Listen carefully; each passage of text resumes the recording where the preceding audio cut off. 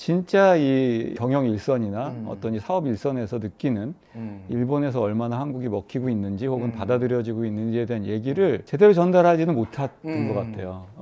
오늘은 뭐 둘 다 일본에 대해서 사업 경험이 있고 그 다음에 관련해서 뭐 여러 가지 시행착오도 겪었고 그 다음에 수많은 그 브랜드사나 고객사들의 요청을 듣고 있는 입장으로서 일본 시장 혹은 일본 사람, 일본 뭐 문화, 뭐 혹은 일본에서의 한국 이런 얘기들을 조금 한번 해보면 어떨까 라고 생각을 하고 있습니다.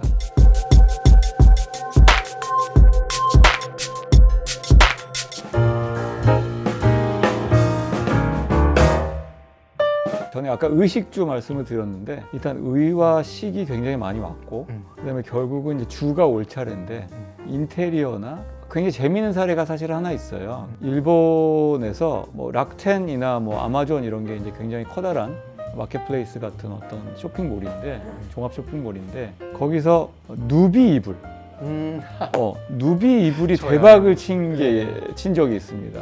누비 이불이라고 일본어로 한국말 그대로 바꿔서 한국에서 쓰는 누빔 이불이 있잖아요.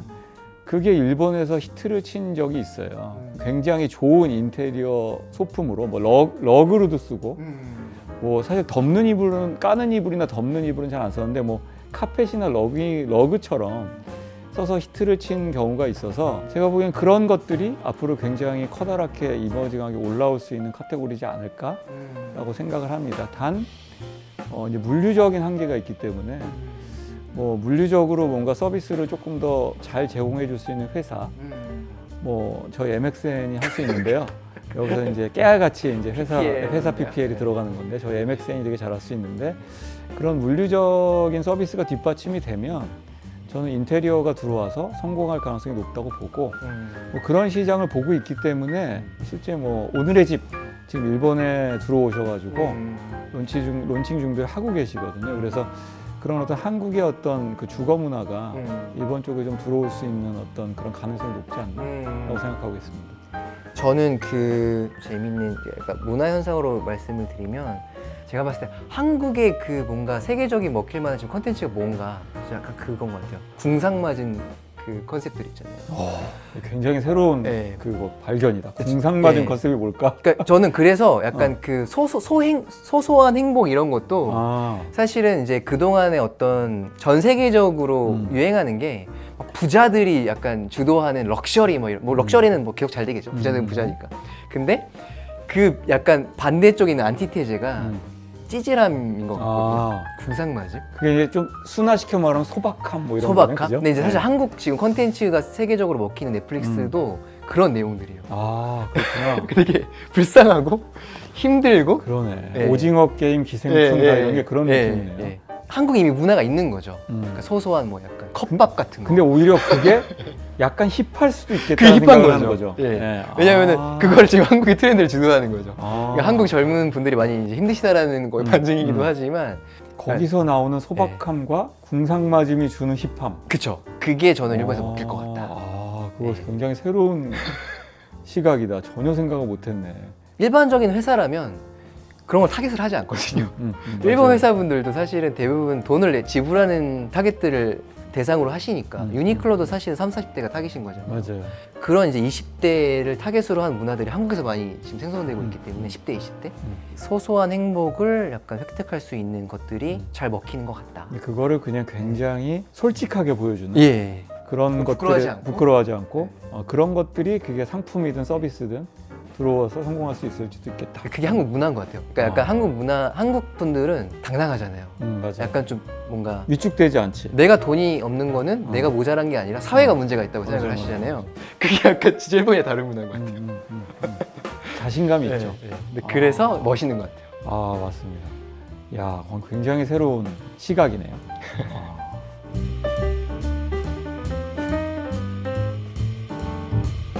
같은 시간을 거쳤는데 온라인이 이거밖에 안 되는 건 오프라인이 너무 잘 돼 있다는 생각이 들거든요. 근데 이게 오프라인이 잘 되었다는 부분은 결국은 오프라인에 자기가 원하는 제품을 팔고 있는 어떤 그런 리테일 시설까지 접근이 굉장히 편하다는 얘기인데 이게 이유가 있는 게 일본은 기본적으로 거의 모든 국민들이 전철을 이용을 합니다. 뭐 지방도 마찬가지고요.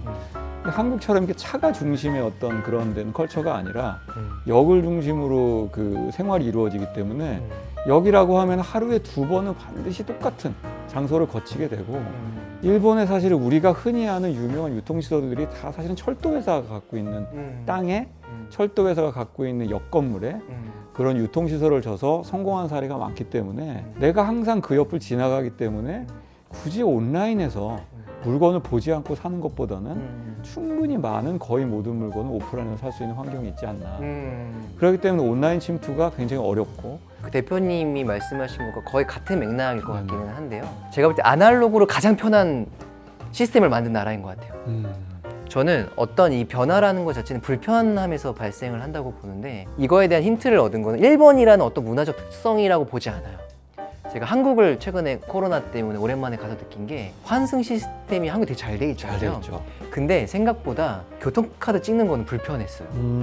일본보다 딜레이가 있더라고요. 일본은 사실은 스마트폰으로 이제 딱 그 NFC로 다 되잖아요. 네네네. 그럼 일본은 이게 왜 도입이 됐냐? 왜냐하면 그동안은 차표였거든요. 맞아요. 그 다음에 이게 너무 불편하니까 바꾸려면 그 당시에 가장 최신 기술로 바꾸겠죠. 느린 걸로 하진 않을 거 아니에요. 그러니까 그 주기가 있는 것 같아요. 그러니까 예를 들어서 일본에서 최근에 되게 한국보다 잘 돼 있다고 보는 부분은 전자결제, 그러니까 라인페이, 뭐 페이페이 되게 많은 페이들이 있는데 저는 이거는 한국보다 일본이 더 잘 돼 있다고 봐요. 왜냐하면 일본 원래 현찰이었거든요. 카드도 잘 안 됐지. 네, 카드가 잘 안 돼요. 카드 시간 많이 걸리잖아요. 맞아요. 그러니까 스이카나 뭐 약간 이런 이제 페이페이로서 너무 빠른 거예요. 근데 한국은 반대로 크레딧 카드 문화인 거예요. 그러니까 신용카드. 신용카드가 사실 그렇게 불편하지 않죠. 한국은 제가 보니까 또 뭐가 재밌었냐면 신용카드 결제가 진짜 빨라요. 일본보다. 그런가요? 예, 신용카드 편의점에서 이렇게 결제하는데 진짜 빠르더라고요. 그래서 그럼 한국은 전자결제 도입되는데 한참 걸리겠다. 왜냐면 이미 이게 편하니까. 신용카드로 충분하니까. 그쵸. 예. 그래서 저는 이제 일본이 왜 아날로그냐? 이제 거기에 집중하시면은 진짜 본질을 놓칠 수 있고 반대로 이제 일본이 한국보다 한 10년에서 20년 정도 먼저 선진국이었잖아요. 그 당시에 만들어진 시스템이 지금까지 유지가 된 거다. 충분히 불편하지 않았던 그쵸. 네. 근데 지금 이제 그 불편한 부분이 바뀌기 시작했다. 그렇죠. 그럼 이건 어떻게 보면 찬스일 수도 있죠. 그렇죠. 아날로그가 말씀하신 대로 충분히 편리하고 이미 시스템화 됐기 때문에 굳이 디지털라이즈가 되지 않아도 크게 불편한 게 없다가 코로나 때문에 맞습니다. 비대면이기도 하고 그래서 그런 것들 때문에 점점점 디지털라이즈가 안 되면 디지털과 아날로그 환경이 연결이 안 되는 부분이 발생을 하잖아요. 말씀하신 대로 그런 급격한 디지털라이즈에 생길 수 있는 수요들이 한국에 있는 회사가 그 찾아낼 수 있는 어떤 찬스지 않을까 하고 생각이 되네요. 네.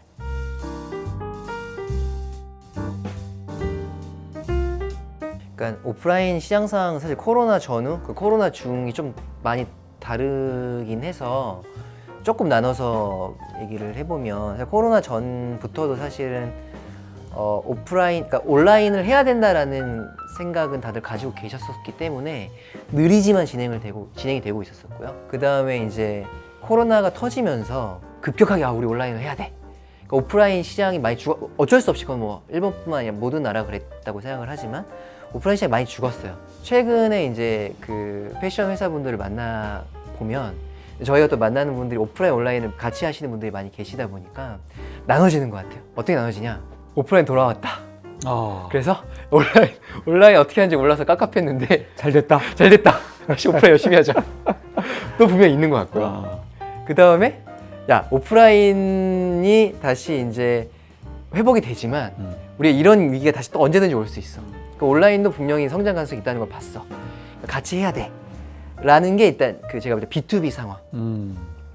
고객분들은 일본에서의 오프라인 쇼핑에서 오는 경험이 좋잖아요. 그러니까 너무 재밌잖아요. 그래서 지금은 확실히 오프라인에 많이 몰리시는 것 같아요. 다시 몰리시는 것 같은데 그 와중에서도 이제 이런 온라인 경험을 잘 설계하신 분들이 하는 거는 오프라인에 왔을 때 온라인으로 유도하세요.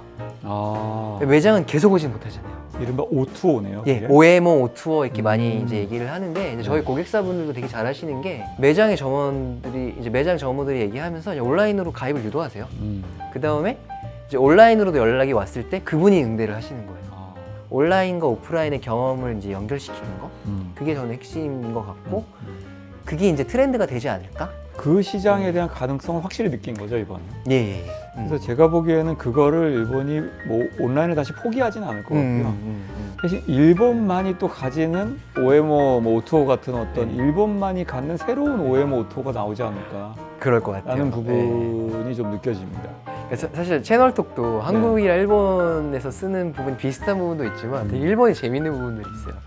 어떤 부분이냐면 이제 일본에는 매장 점원분들 진짜 많이 계시잖아요. 이분들이 30대가 되고 결혼하고 이제 자녀가 생기면 은퇴하시잖아요. 네. 매장에서 일하기는 좀 힘드시거든요. 네네. 이분들이 온라인에서 채스로 접객을 하세요. 그러니까 세일즈를 하시는 거예요. 네. 접객은 굉장히 노하우는 있는 네, 사람이니까. 네. 막 사이즈 그러면 이제 막 그냥 질문에 응대를 하는 게 아니라 근데 이런 거 사시면요 이 바지 같이 사시면 잘 어울려요. 그래서 약간 크로스 셀이라고 하죠 일본에서는. 그 객단가 높이는 세일즈를 하시고 또 재미있는 거 회사가 얼마가 팔린지 트래킹을 해요. 오. 인센티브를 주세요. 아 진짜. 아 이거 진짜 일본스럽다. 그러면 오프라인의 접객 뭐 오모테 나시를 네. 온라인으로 전환하는 그런 네.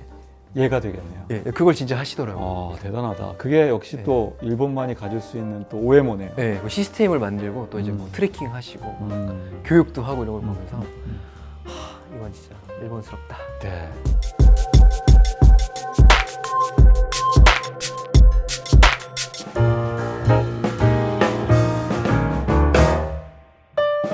늦지 않은 게 아니라 이제부터 시작입니다. 이제부터 시작이고 아까 뭐 제일 처음에 뭐 말씀드린 것처럼 뭐 사실 성공한 브랜드가 이제 막 나오기 시작하고 있는 상황이거든요. 그래서 늦지 않은 게 아니라 지금이고 오히려 지금부터 점점점 커질 수 있는 가능성이 높다라는 말씀을 드리고 싶네요. 저 이제 늦지 않았냐는 질문이 나온 이유가 이런 질문을 제가 최근에 좀 받기도 해요. 근데 이제 이렇게 얘기할 것 같아요. 아무것도 하지 않고 그냥 한국 브랜드라는 이유로 성장하는 시대는 끝났어요. 이제 여기가 더 멋있다 설명이. 늦었다라는 관점에서는 이제 편하게 성장하려고 하면 늦었습니다. 네, 근데 사실은 편하게 성장하신 분들은 펀더멘탈이 약하기 때문에 지금 힘드실 수 있어요. 저 대표님 말씀하신 것처럼 진짜 제대로 진짜 해보려고 하면 지금부터 시작이다. 호재인 것 같아요. 호재가 더 많은 것 같아요. 맞아요. 그 각 카테고리의 대표 주자분들은 들어와서 일본 시장의 자리를 잡아주시는 게 그게 오히려 굉장히 중요하지 않을까. 근데 예를 들면 뭐 한국에서는 2등인데 일본에 빨리 들어와서 일본에서는 그 브랜드가 1등이 될 수도 있거든요. 그래서 오히려 각각의 카테고리의 1등 주자분들은 일본을 꼭 시장으로 인식하시고 들어오실 수 있는 준비들을 좀 해주시는 시기가 되지 않았나라고 생각을 합니다. 네.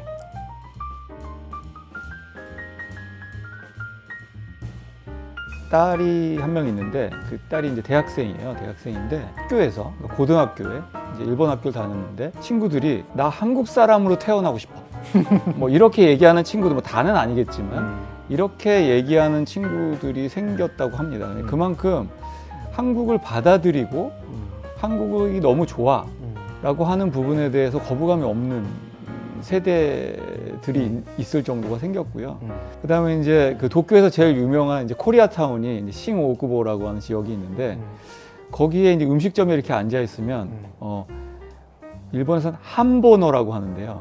한국어와 일본어를 합친 한국어를 일본어와 섞어 쓰는 게 약간 힙한 거예요. 예를 들면 그런 시대가 될 정도로 그리고 심지어 그게 이제 굉장히 커다란 기업이 공식적인 마케팅 용어로도 쓰기로 시작했어요. 그래서 뭐 굉장히 그 한국을 좋아하는 그리고 한국 문화가 어떻게 보면 약간 일본의 안의 컬처 중에서도 메이저 컬처가 돼가고 있는 그런 느낌을 많이 받았습니다. 한국이 유행을 했던 게 사실 일본이 처음은 아니다 보니까 이제 지금까지의 유행과 이번은 뭐가 다른가 이런 거에 사실 저는 좀 관심이 되게 많았었어요. 그래서 일단은 이제 유행을 한다라는 건 팩트인 것 같고요. 그 유행의 주체가 지금까지와는 다르게, 그러니까 옛날에는 이제 일본 사회에서에도 비주류인 사람들이 그 한국 그렇죠. 컨텐츠를 좀 소비를 많이 했다면 지금은 일본에서 현재는 아니지만 향후에 주류가 될 사람들이 더 많은 컨텐츠를 소비를 한다. 그러니까 쉽게 얘기하면 10대, 20대들이 소비를 되게 많이 한다. 그것도 약간 성별 관계없이 소비를 많이 한다라는 게 특징인 것 같고요. 다시 얘기하면 오래 가겠죠. 이분들이 이제 점점 소비를 할 테니까 더 커질 거라고 보고요. 그러면 이제 왜 유행을 했냐? 한국이라서 유행했다고 생각하지는 않고요. 오히려 일본에 없는 그 컨텐츠를 한국에서 가지고 있어서 성공을 했다고 봐요. 뭐냐면 정확하게 그 일본에서 약간 소외를 받는 돈이 없는 10대, 20대들 위한 컨텐츠들을 한국이 많이 가지고 있었다. 그렇기 때문에 그 10대, 20대들이 그걸 소비하면서 자연스럽게 이제 그게 한국이었던 거다에 가까운 것 같아요. 그 이제 한국 제품이 한국 컨텐츠가 일본에서 잘 팔리는 그 이유를 좀 잘 이해하시고 그 부분을 잘 캐치해서 하셔야 의미가 있을 것 같다.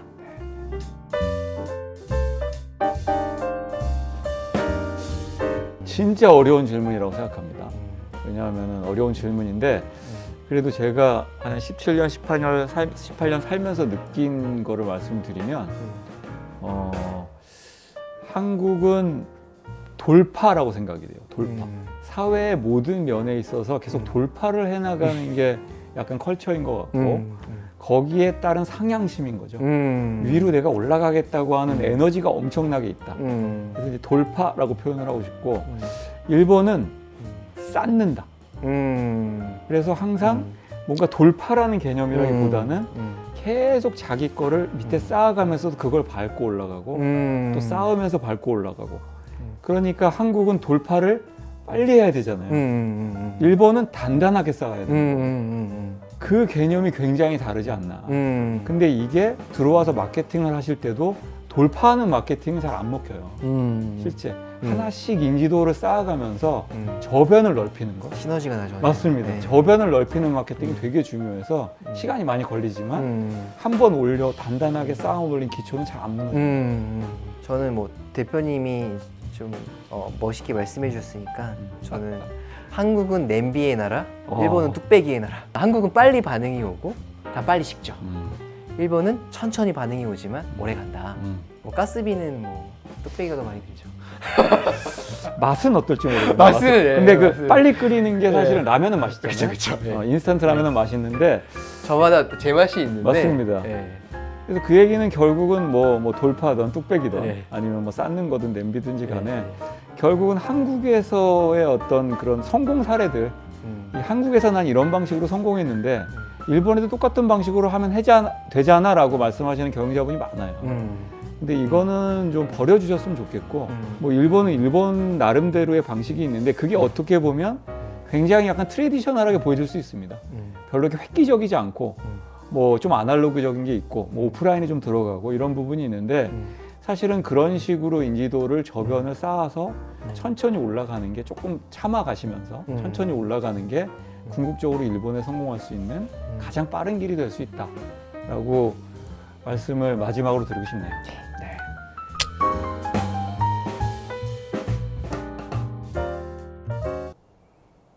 구독, 좋아요, 알림 알림 설정 설정 부탁드립니다. 어색하다. 예.